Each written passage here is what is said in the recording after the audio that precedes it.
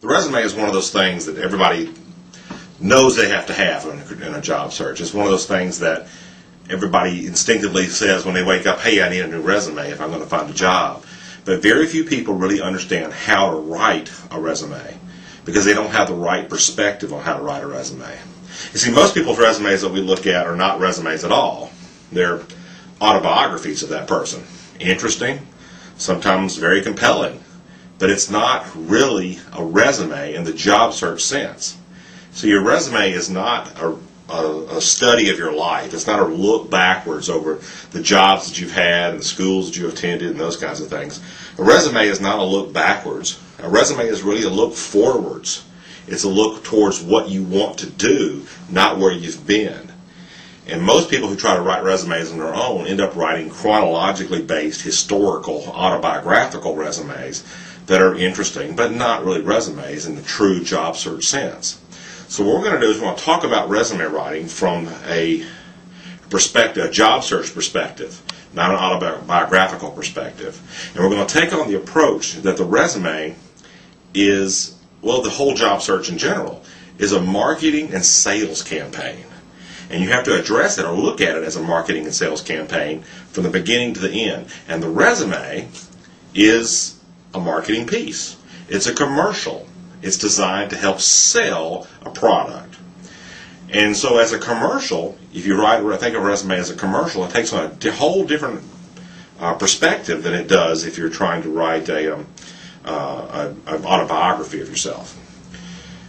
So what you're going to be doing is you're going to think about this job search in terms of a marketing perspective, and you're going to take on the role of a marketer. You have to think like a marketer thinks, and probably many of you have never taken a marketing class. I haven't either.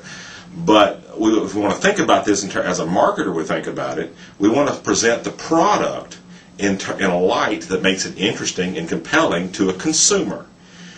And so the first step in this process is to identify your consumer. Who is your market? Who are the people that are most likely to want to buy or purchase this particular product? If you're in engineering, chances are it's going to be engineering employers. If you're in nursing, it's going to be nursing employers. Some of those things are pretty easy to see. So what we call the technical vocational majors, your job title and your degree title end up being very similar, if not the same thing. But most of us have liberal arts degrees. Most of us have degrees in history, psychology, mathematics, speech communication, all kinds of different things, where your job title and your degree title are not going to match. So then you have to do some thinking. And it starts off with good, solid goal and career development. So if you don't know what you want to do yet, if you haven't defined your career goals and what you want, you really can't write a resume yet. You're not ready for that step.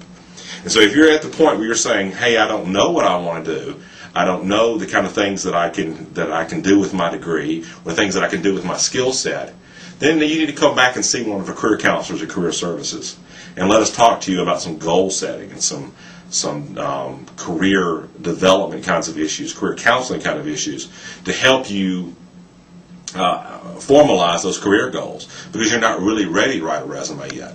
If you already know what you want to do, now you're ready for the steps of what we call tool development. The resume, the cover letter, understanding how an interview you go through an interview, how the job search process works, and those topics will be talked about on other video seminars.